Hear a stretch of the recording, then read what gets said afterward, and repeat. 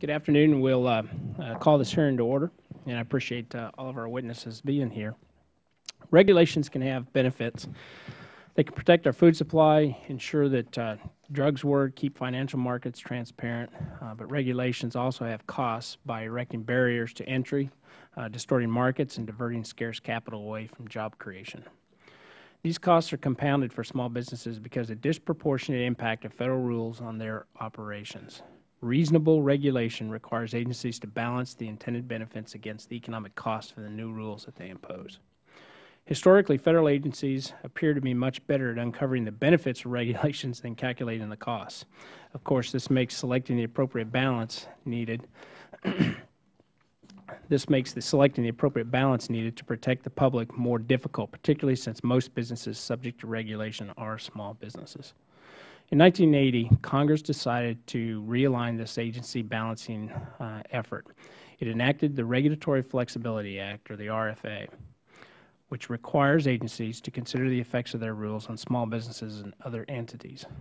Since the RFA's enactment, President Clinton, President George W. Bush, and President Obama all have restated the importance of the RFA and the need to unburden small businesses from unnecessary and duplicative programs.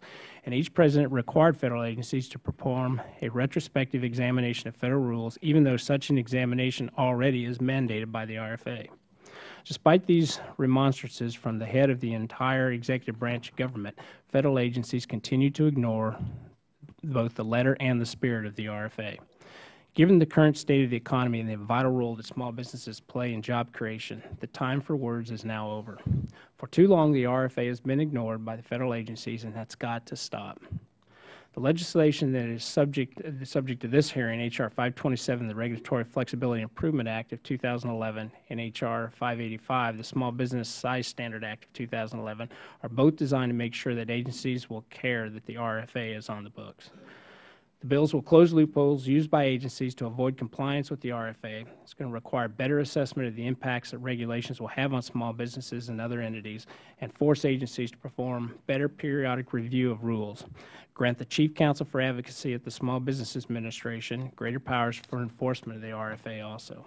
So again, I want to thank all those witnesses for taking the time to provide their insights into these bills and what changes, if any, might be necessary to make the agencies care that this law is on the books, and most importantly, that they follow the law. With that, I'll recognize the ranking member, and then we'll go to our witnesses and introduce them.